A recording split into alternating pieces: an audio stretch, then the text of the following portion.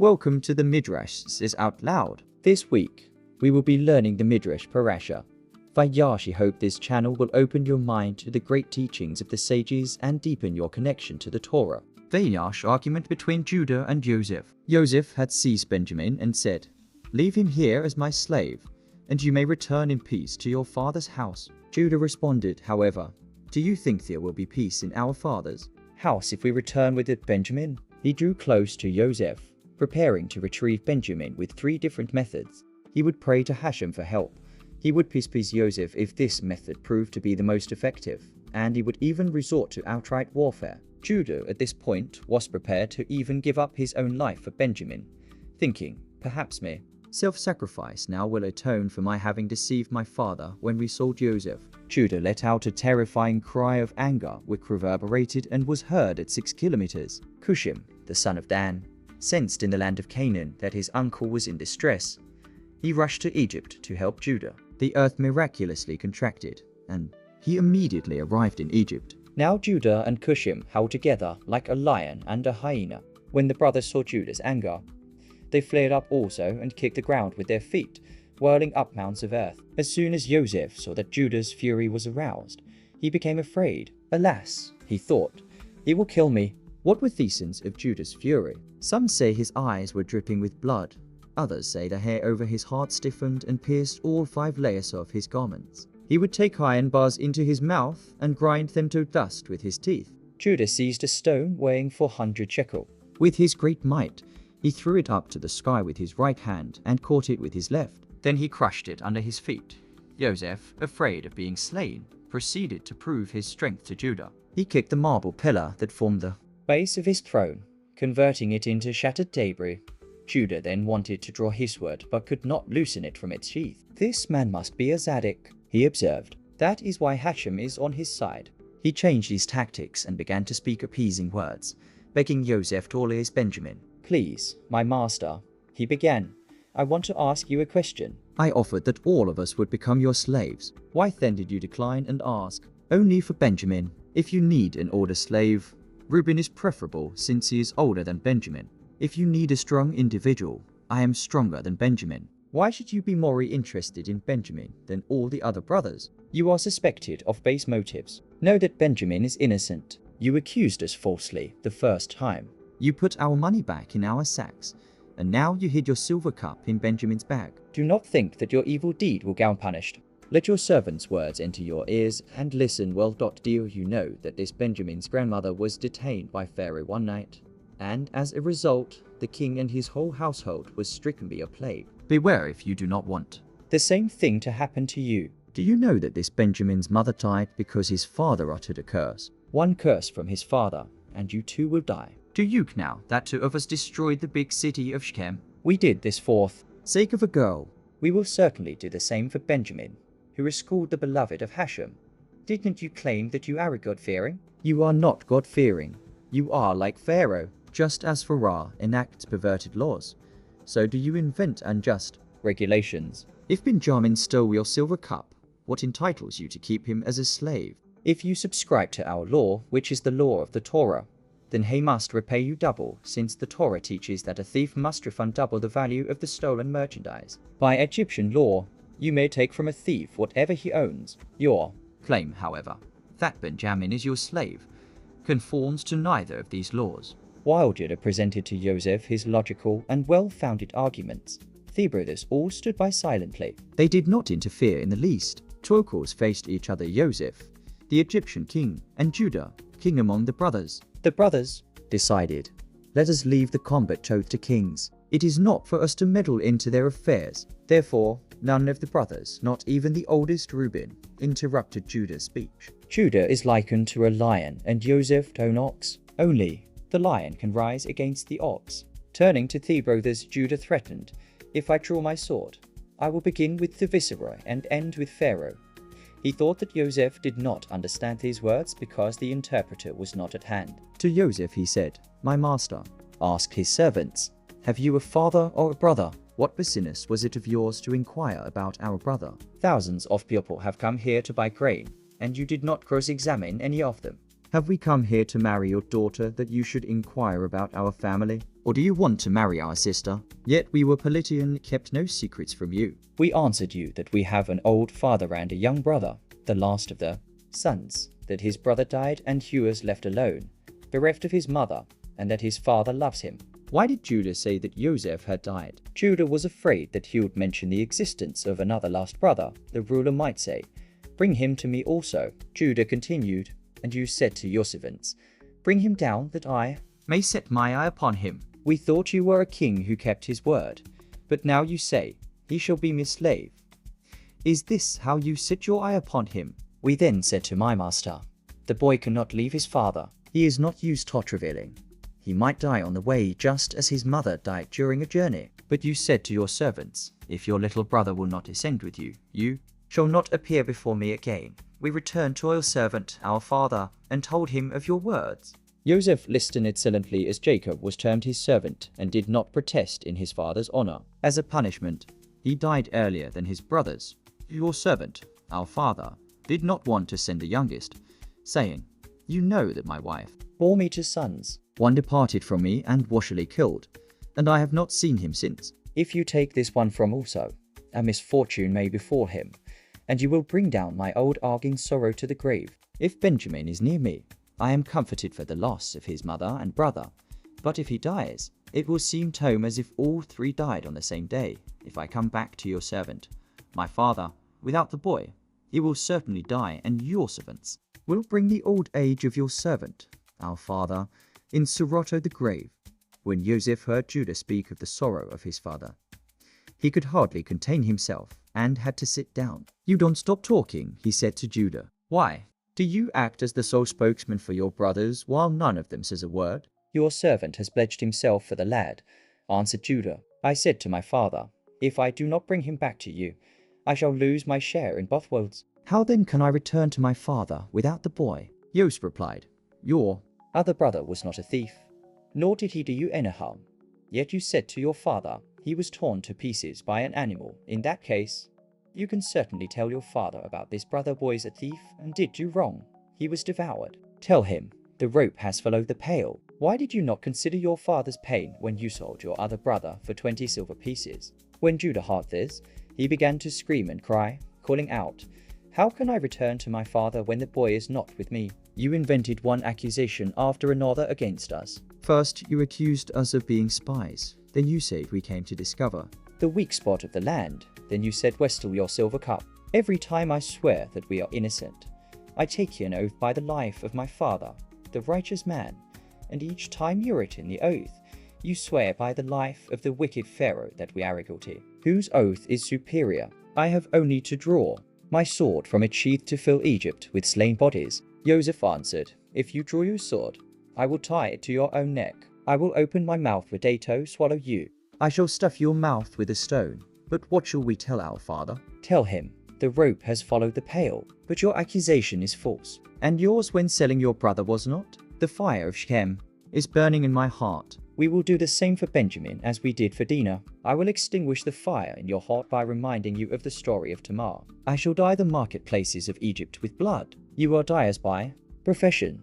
Didn't you dye a garment with blood and present it to your father?" Judah's rage reached a climax, and he was ready to kill or be killed. He said to Naphtali, who was as swift as a deer, "Run and count the number of districts there are in the capital of Egypt." Naphtali returned and reported, "I counted 12 sections." "Good," said Judah. "I will wipe out 3 of them, and each of you will be responsible for 1. Thus, we will make sure that not one person shall remain alive." Joseph immediately dispatched a message to Pharaoh to send him 300 soldiers to prevent the brothers from destroying the capital. When the soldiers arrived, Judah shouted so loudly that the princes in Pharaoh's palace fell to the ground. The animals in the neighborhood miscarried. Joseph fell off his throne, and so did Pharaoh. The teeth of the 300 soldiers fell out, and they fled head over heel, never to return. Joseph knew that he could not wait any longer, but must reveal himself to his brothers or else they would destroy the whole city. Joseph reveals himself to his brothers. Joseph sent all the Egyptians out of the room, thereby putting his life at the mercy of his brothers. He did not want to embarrass them in public by revealing in front of the Egyptians that he was the long-lost Joseph whom they had sold. He said to them, "This brother who you said died, is he certainly dead?" "Yes, certainly," they replied. You are liars. You sold him. I bought him for a slave, and I will soon send for him. Joseph called. Joseph ben Jacob, Joseph ben Jacob. The brothers looked in all directions, but no one appeared. Where are you looking? Asked Joseph. I am Joseph, your brother. Quietly he added, knowing that the Egyptians were listening outside. Whom you sold to Egypt. Does my father still live? Overcome with shame, the brothers were unable to answer. Woe to us on the day of judgment, and woe to us on the day of reproof. Joseph was the youngest of the tribes, but when he said, I am Joseph, the brothers were overcome with humiliation at having acted wrongly. When Hashem will reveal himself to each one of us, announcing, I am Hashem, we will certainly be unable to answer and will be deeply ashamed of ourselves. A person forever thinks that no matter how he acts, he is right, since the Yetzer Hara causes him to rationalize his course of action. On the day of judgment, Hashem will clearly prove to each person the severity of his offense. The brothers were unable to answer Joseph, although they had found many heterim for selling him, and had even considered it a mitzvah. But now, the truth was evident. Joseph noticed that the brothers withdrew. He therefore called to them with gentle words, Come close to me and convince yourselves that I am Joseph. He said, I shall act in a brotherly manner towards you, even though you sold me to Egypt. And now, do not grieve at having sold me, and do not let it anger you that I am a ruler, for it is Hashem who sent me here, and it was not caused by you. The reason Hashem made me king is not because I am greater than you are, but to fulfill my dreams, and to bring us all eventually to Egypt. This is the second year of the famine, and for another 5 years, there will be no sowing or harvest. Not even wild vegetation will sprout, and therefore Hashem sent me here to sustain you and keep you alive. Hurry, go and tell my father. So says your son Yosef. Hashem has made me ruler over all of Egypt. Come down with the Delhi. You shall live near me in the land of Goshen with your family and herds, and not in the capital. I will nourish you there, because another 5 years of famine are yet to come. Joseph realized that his brothers were still in a state of bewilderment. He therefore appeased them with more convincing words. You see that I am really Joseph, for I speak to you in Lashon HaKodesh, he said. I bear no hatred against you, just as I harbor no enmity towards Benjamin, who did not take part in my sale. Tell my father about all my glory in Egypt, and hasten to bring him here. Joseph fell on Benjamin's neck. The Ruach HaKodesh rested on both of them, and they wept. Joseph prophetically foresaw that the 2 Beit Mikdash built in Benjamin's portion would be laid waste, and Benjamin wept, foreseeing that the Mishkan of Shiloh, to be built in Joseph's portion, would be destroyed. Joseph noticed that even after his last words, the brothers were still ashamed. He kissed his brothers and wept with them to reassure them. When the brothers realized that he was weeping and was friendly to them, they began to speak to Joseph. Pharaoh heard that Joseph's brothers had arrived, and was told that Joseph was a descendant of the family of Abraham, who had been famous as a prince of God. He was happy to hear that the Egyptian viceroy was not a slave by birth, but of noble descent. Some of Pharaoh's ministers were pleased at the news too, but others were not very happy, reasoning, "We're demoted from our high positions because one member of this family was appointed over all of us. Now that 10 of them have arrived, they will all become lords over us." Pharaoh feared that Joseph would want to leave Egypt to return to his father. He therefore decided that it was better to invite Jacob to come to Egypt. He commanded Joseph, "Tell our brothers to load their donkeys with grain and return home. Let them bring your father and their families to Egypt, and I shall settle them in the land of Goshen. The best of the land of Egypt shall be us." Pharaoh sent magnificent chariots to bring the brothers to the land of Canaan, but the brothers noticed Egyptian images on them. Judah, there's a lot, set the wagons on fire and destroyed them. In the same way, all future members of his tribe would burn idols. For example, David and the later kings of Judah. Joseph asked Pharaoh permission to send different vehicles and gave his brothers provision for the way. He also gave each of them a change of clothes, but to Benjamin he gave 5 sets as well as 300 silver pieces. It is surprising that Joseph should have distinguished one brother above the others, since he was aware that Hissel had been caused by his brother's envy of him, stemming from the fact that their father had distinguished him with a special garment.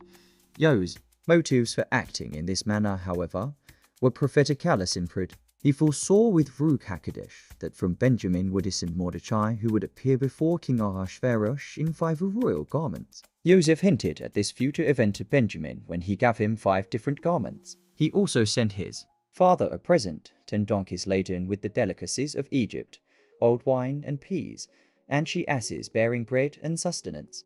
Joseph instructed his brothers that if Jacob would doubt that they had found him, they should kill him. Joseph accompanied us when we departed, because he recalled last halakha you taught him before he left you the importance of accompanying a guest. Joseph said, "Remind our father that he taught me the subject of Eglah Arufa, decapitated calf. If a murdered person is found in the field, and the murderer cannot be found, the neck of a calf must be broken, and the elders of the nearest city assemble to declare, our hands have not spilled this blood. We did not dismiss him without food or accompaniment. But do not debate this halakha on the way." Yos was afraid that by discussing the Parasha of Eglah Arufa decapitated calf, the brothers might become involved in a debate about the extensive atonym required for bloodshed. This in turn could lead them to blame one another for harboring intentions to kill Joseph. As a result, a quarrel might ensue. Joseph therefore warned them not to discuss this subject. Serach reveals to Jacob that Joseph is alive. The brothers worried about to break the news to their father that they had found Joseph a living ruler of Egypt. They feared that the shock might be too much for him to bear. When they approached Jacob's house, they noticed Esher's daughter Serach coming out to greet them. She was an extraordinary, spiritually greater than all the other children of the tribes, and she played the harp beautifully. "Appear before Jacob with your harp," they instructed her, "and sing a melody, stating that Joseph is still alive." Serach slipped quietly into Jacob's tent and stood behind the mourning Jacob. Softly, she began to play a tune with the words, "My uncle Joseph is still alive. He is ruler over Egypt." Jacob drank in the words thirstily and enjoyed the pleasant music. "May you be blessed, Serach," he said to her. "You have revived my spirit. May you live forever." Jacob's blessing was fulfilled. Serach was still alive in King David's time, 67, and was one of the righteous people who were to enter Gan Eden alive. Serach's reward was Midah Keneged Midah, since she had revived Jacob's soul and caused the Ruach HaKodesh to return to him.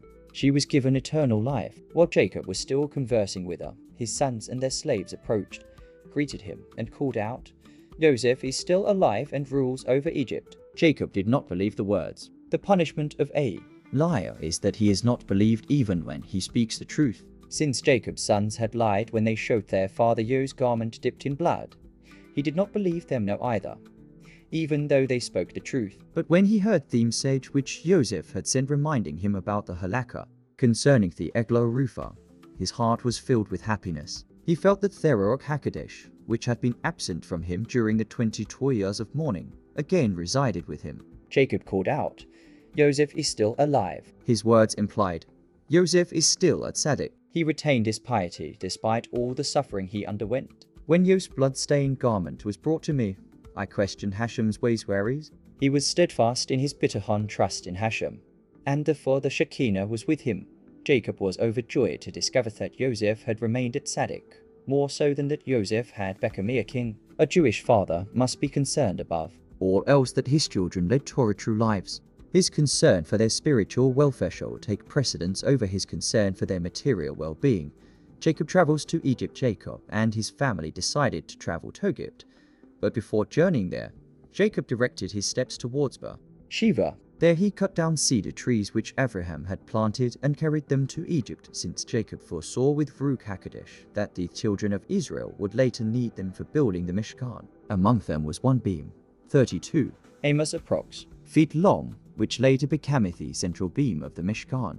In Beersheba, Jacob offered sacrifices to Hashem on the Mizbeach which his father Isaac had built. Jacob did not feel certain in his heart that Hashem actually wished him to travel to Egypt.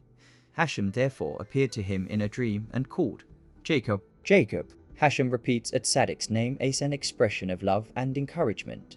"Here I am," answered Jacob. Hashem told him, "Do not fear. Although I forbade your father Isaac to journey to Egypt, you are allowed to go there. I will descend with you to Egypt, and I will certainly bring you up again." This was a promise that Jacob would be brought back for burial in the land of Israel, and that the bones of his children would also be carried back to the Holy Land. His descendants would not remain exiled forever, but Hashem would ultimately redeem them. The Shekinah would be with them in excellent when they would leave Egypt. Jacob then took his family, which numbered 69 souls, his cattle and possessions, and journeyed to Egypt. The Torah states that the number of souls which entered Egypt was 70, but upon counting, we find only 69. Who was the 70th one? The answer is that Yocheved, Levi's daughter, was born just as they entered through the gates of Egypt. Furthermore, the total of 70 is justified since the Shekinah joined them and completed their number. Similarly, when they left Egypt, they were -1 and Hashem associated with them to bring their total up to the holy and mystical number of. Jacob commanded Judah, "Ride ahead of us to make any necessary arrangements for our settling there, and to establish our yeshiva in Goshen as a central place for studying Torah." All the Jacob's sons placed their families in the wagons which Joseph had sent. They would not allow their father Jacob to ride in any of them. Instead, they took turns carrying Jacob to Egypt with their own hands. Joseph came out to greet his father. Although he had numerous servants at his disposal who could have harnessed his chariot, his happiness and enthusiasm did not permit him to let anyone assist him. Joseph himself harnessed the chariot. When the Egyptians heard that the viceroy was traveling to meet his father, all the nobles assembled to ride together with him. Two people were given extraordinary honor. One was Moshe's father-in-law, Yitro. When Yitro arrived at the camp of the children of Israel in the wilderness, Moshe came out to meet him. Whoever saw Moshe, Aharon, and the 70 elders going out, followed and went out too. Thus, the entire nation left the camp to greet Yitro. The other person accorded great honor was Jacob. Whoever saw Joseph and Pharaoh Hannibal going out to meet Jacob, followed along. Thus, the entire Egyptian populace came out to meet Jacob. This is the honor accorded to those who fear Hashem, as it is said, "And before his orders will be glory." Joseph feared that the meeting might be too sudden for his father. He therefore sent his older son Manasseh with 5 horses to go out in front of him. When Jacob saw him, he said, "This must be Joseph." No, he was told, "It is his son." Joseph sent his second son, Ephraim, with another 5 horses. "This must be Joseph," Jacob said. He was again told that it was Joseph's son and not Joseph. Finally, Joseph rode towards his father at the head of a vast Egyptian army, clothed in silk and purple. He wore a golden crown which Pharaoh had sent him especially for the occasion. When Joseph recognized his father from afar, he descended from the chariot and walked towards him. All the noblemen did likewise. Jacob questioned Judah, "Who is this great man coming towards us?" "It is Joseph," answered Judah. Jacob felt elated. Joseph approached Jacob and bowed to him, and so did all the Egyptians. He fell on his father's neck and wept. Jacob, however, did not fall on Joseph's neck, nor did he kiss him. He was reciting the Shema. At the sight of Joseph, Jacob's heart was filled with the love and awe of Hashem, because he realized Hashem's great kindness. He utilized the inspiration of the moment to accept Hashem's authority upon himself, and therefore said the Shema, which confirms our acceptance of Hashem's mastery and our love and fear of him. Jacob called out, "I thought I would go to Gehinnom because one of the tribes was missing. But now that Joseph is alive, I am assured that I will die only in this world, but not in the world to come." Joseph introduces his brothers and father to Pharaoh. Joseph instructed his brothers, "When Pharaoh calls you and asks you about your profession, tell him that you have been shepherds ever since your youth. Mention that this was also your father's profession and that you are not used to performing any other kind of work. He will then settle you far from the capital in the land of Goshen, because the Egyptians idolize sheep and therefore abhor shepherds." Why did Joseph prefer to have his brothers settle in Goshen rather than in the capital? His plan was to segregate the Jews from the Egyptians to prevent assimilation. He therefore suggested that they should live in quarters separate from the Egyptians. Goshen possessed suitable pasture grounds for their flocks. The land of Goshen was the legal property of the children of Israel because Pharaoh had given it as a present to their ancestor Sarah. Joseph feared that if the Jews would settle on Egyptian property, the Egyptians might one day claim that the Jews lived on land that did not belong to them and expel them. He therefore preferred that the brothers stay in Goshen, which belonged to them by right. Joseph chose 5 of the brothers who appeared less strong than the rest: Reuben, Shimon, Levi, Issachar, and Benjamin, and presented them to Pharaoh.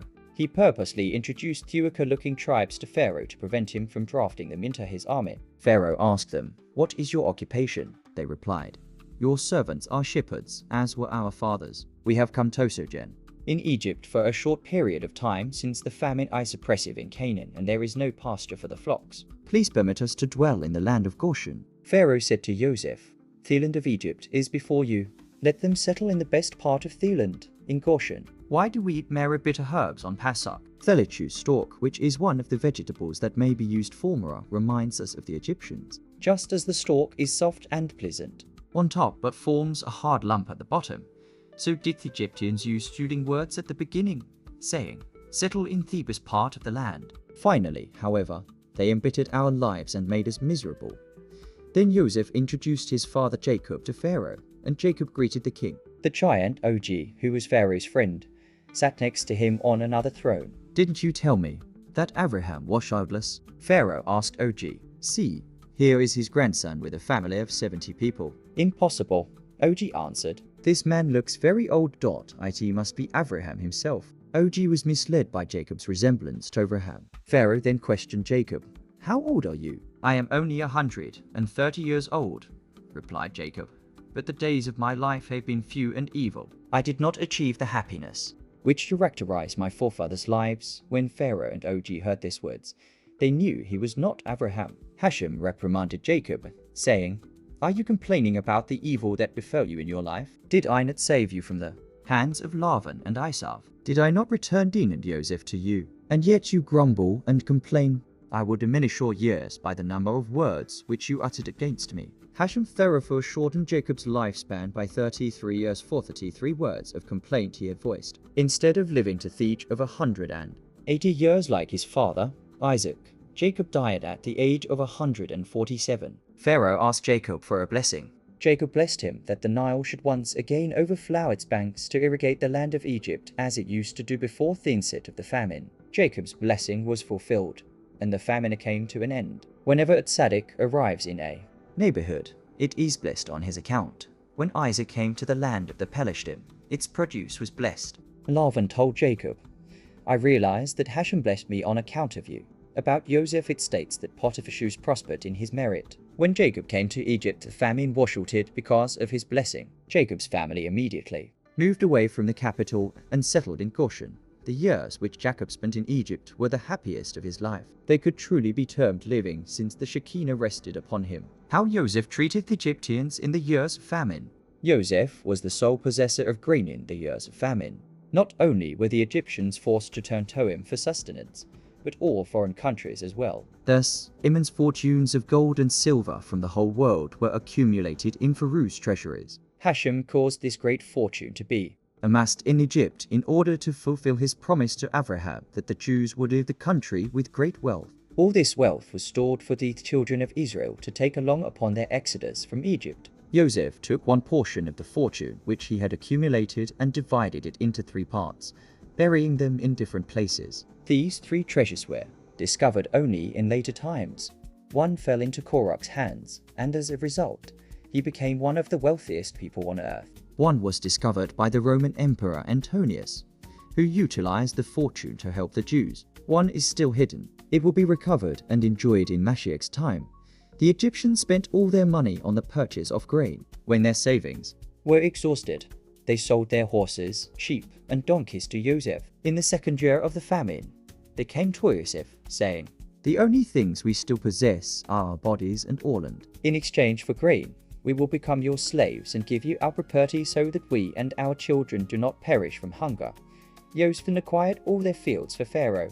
Thenceforth, the Egyptians assumed the status of mere tenants who farmed Pharaoh's property and had to give him 1/5 of all the crops. The Egyptians once came to the court of Alexander the Great. "We are suing the Jews," they stated. "For what crime?" Alexander asked them. Their Torah relates that when they left Egypt, they asked their neighbors for silver and gold and emptied the land of Egypt of its treasures. Nothing is ever mentioned about the returning the money. They therefore owe it to us. Alexander commanded that a representative of the Jews be called to speak to them. Gaviah ben Pesisa appeared in court and argued as follows. Aaron's sisters were able-bodied men who performed labor for the Egyptian king for a full 210 years. Now, let us calculate a laborer's wages for a year then, for 210 years, and then multiply the result by, to find out how much is due us for our. After that, we will return the excess to you. When they began to calculate the wages due to the Jews, they soon arrived at astronomical sums. The Egyptians did not attempt to defend themselves, but fled in haste. The question arises, though, why the Egyptians accepted Gaviah ben Pesisi's reasoning. it would seem that only Pharaoh was indebted to them. It was Pharaoh who had enslaved the Jews and consequently owed them their wages. Why then were the children of Israel allowed to take gold and silver belonging to their Egyptian neighbors who apparently owed them nothing? The answer is that in reality, the entire land of Egypt, all its inhabitants, and all its wealth belonged only to Pharaoh. Joseph had acquired all these possessions for the Egyptian monarch, and although he leased back the land to its previous owners and permitted them to farm it, Pharaoh remained the legal owner and they had to give him 1/5 of their produce. Thus, the children of Israel were entitled to take with them the treasures of their Egyptian neighbors, which belonged in reality to Pharaoh, their employer. What was Joseph's interest in giving Pharaoh 1/5 of the produce of the Egyptians? Joseph was repaying Pharaoh in this way for 5 kindnesses which Pharaoh had shown him. Pharaoh had dressed Joseph in royal garments. He had given him a golden necklace. He had permitted him to ride in a royal carriage. He had ordered runners to march before Joseph and command everyone to kneel in front of him. He had appointed him viceroy over all of Egypt. There was one group of Egyptians which Joseph treated different from the rest, and that was the Egyptian priests. They were exempt from working for Pharaoh and did not have to give him 1/5 of their produce. Joseph allowed them to retain their property, and they were sustained by Pharaoh. Joseph thus repaid a debt of gratitude to the priests, saying, "The priest saved my life when Potiphar's wife accused me falsely. Potiphar would have killed me were it not for their equitable judgment." As soon as the law granting the priest's special status went into effect, the land of Egypt was suddenly full of clergymen. Many people sought to retain title to their property by claiming priestly descent. But Joseph searched the Egyptian archives and produced records which verified the true ancestry of each individual. Why should the fate of the Egyptian priests be of interest to us? It was recorded in the Torah to teach us a lesson. If Pharaoh granted special status to idolatrous priests, recognizing their supposed superiority, and consequently supporting them, we must certainly single out the Talmudic Kamimim of our people who occupy themselves with Torah. Day and night hand must supply their needs. Joseph resettled all the Egyptians in places other than their native towns as a reminder that the land no longer belonged to them.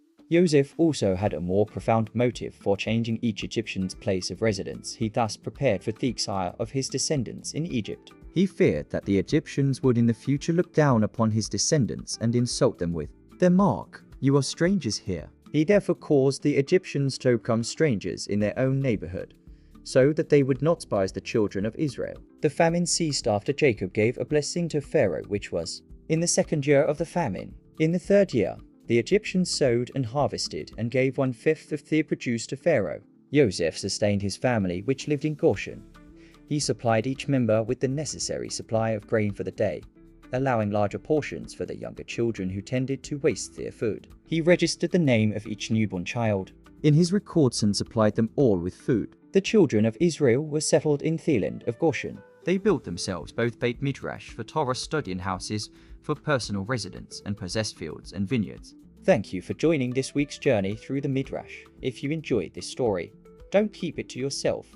Share this channel with someone. Please hit the like, share and subscribe button for the next story. See you next week on the Midrash Says Out Loud.